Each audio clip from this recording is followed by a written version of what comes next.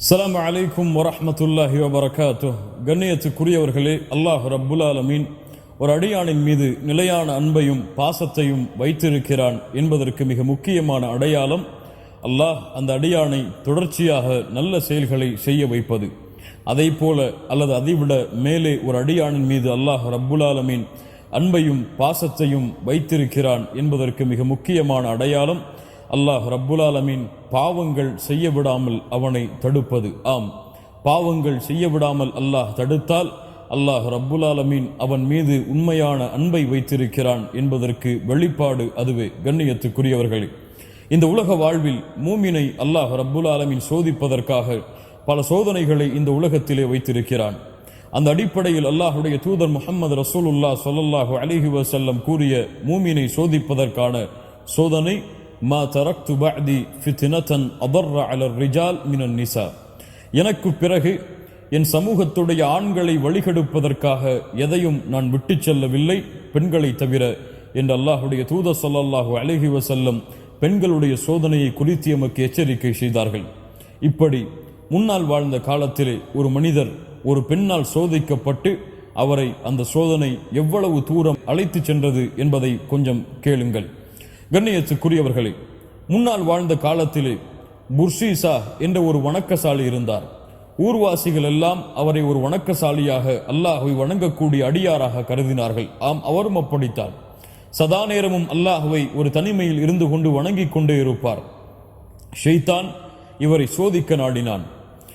அந்த ஊரிலே 3 சகோதரர்கள் வசித்தார்கள். அந்த 3 சகோதரர்களுக்கு ஒரு சகோதரி இருந்தால், மூவரும் அல்லாஹுடைய பாதைக்காக ஜிஹாதிற்கு கிளம்ப வேண்டும் என்ற காரணத்திற்காக ஊர்வாசிகளிடத்திலே விசாரித்து புர்சீசாவுடைய பாதுகாப்பில் சகோதரியை வைத்து சென்றார்கள். புர்சீசா தன்னுடைய வீட்டுக்கு அருகிலே ஒரு வீட்டிலே அந்த பெண்ணை தங்க வைத்து உணவென்று தேவைப்பட்டால் கதவை தட்டி உணவை வைத்து சென்றார். ஷைத்தான் அவரை சோதிக்க நாடினான்.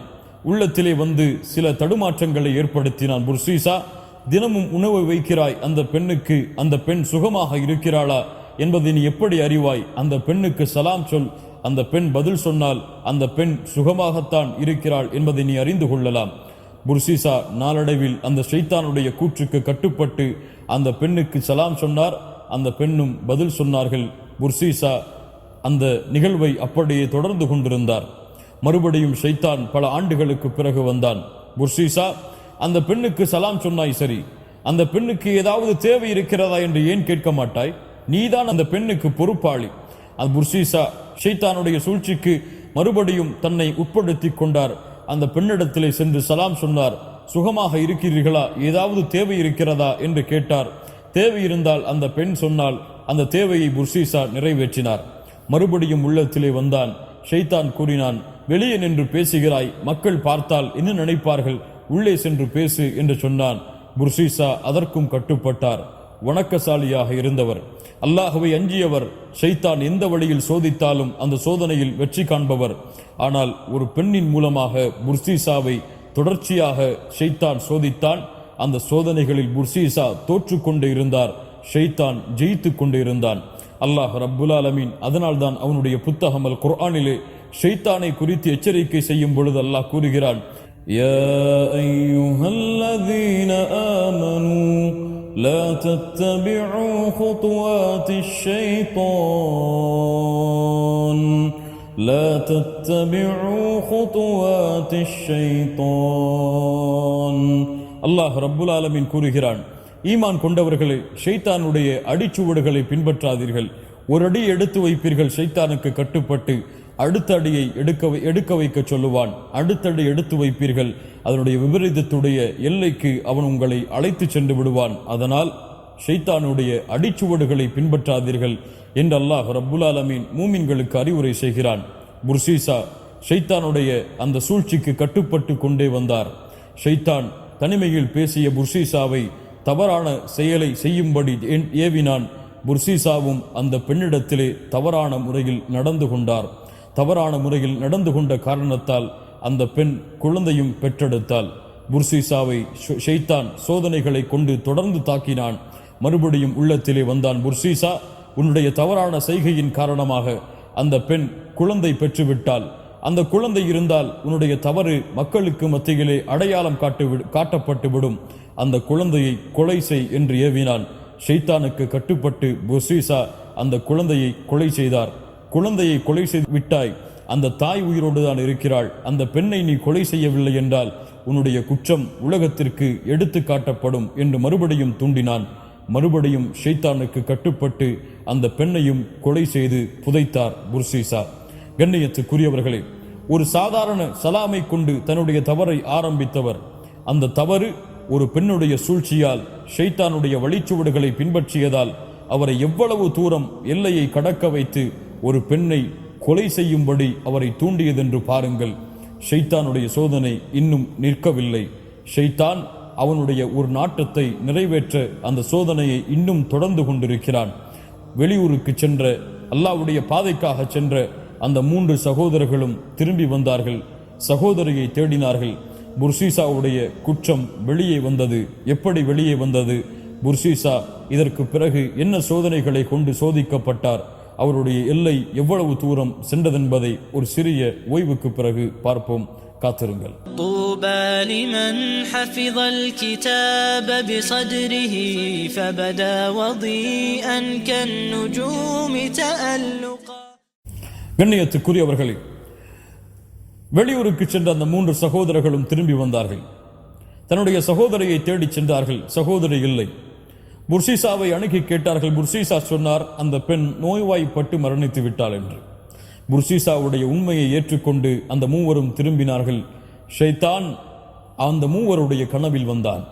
உண்மையை எடுத்து காட்டினான். அந்த பெண் அடக்கமாகிய இடத்தையும் எடுத்து காட்டினான். 3வரும் சென்று பார்த்தார்கள். உண்மையை அறிந்து கொண்டார்கள். புர்சீசா எம் சகோதரியை கொலை செய்து விட்டார் என்று. புர்சீசாவின் மீது உள்ள கோபத்தை வெளிக்காட்டுவதற்காக புர்சீசாவுடைய வணங்குமிடத்தை இடித்தார்கள். புர்சீசாவை மக்களுக்கு முன்னால் அழைத்து வந்து உண்மையை வெளிப்படுத்தி அனைவரும் அடித்து அவரை தாக்கினார்கள். அந்த நேரத்தில் ஷைத்தான் வந்தான். புர்சீசா, நான் யார் தெரியுமா?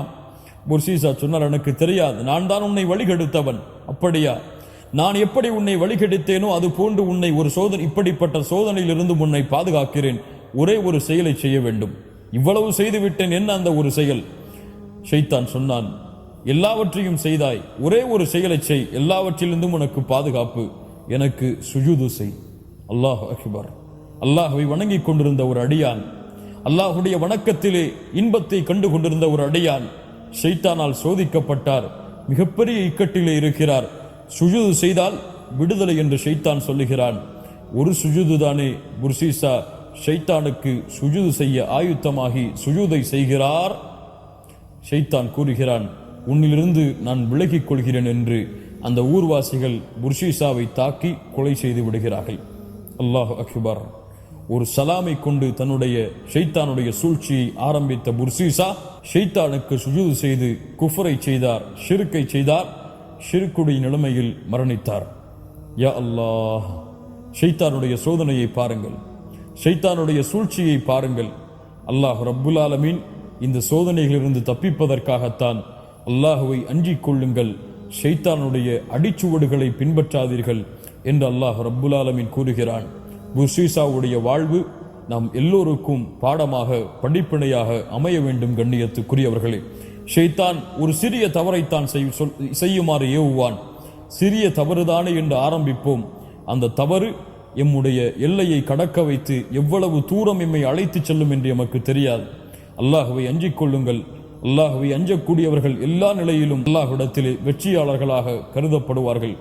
அல்லாஹ் ரப்புல் ஆலமீன் கூறுகிறான், மன் ஹஷியர் ரஹ்மான பில் கைப் من خشي الرحمن بالغيب فجاء بقلب منيب ادخلوها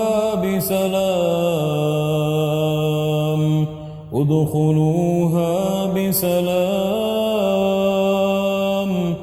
ذلك اليوم الخلود. அல்லாஹ் ரப்புல் ஆலமீன் கூறுகிறான், யார் மறைவிலே அல்லாஹ்வை பயப்படுவார்களோ, அல்லாஹ்விடத்திலே தங்களை ஒப்படைத்து வருவார்களோ, நாளை மறுமையில் அவர்களை பார்த்து சொல்லப்படும் உதுகுலூஹா பிஸலாம் ذلك اليوم الخلود. இந்த சொர்க்கத்திலே நீங்கள் அமைதியோடு நுழையுங்கள், இதுதான் நிரந்தரமாக நீங்கள் தங்கும் நாளாகும் என்று.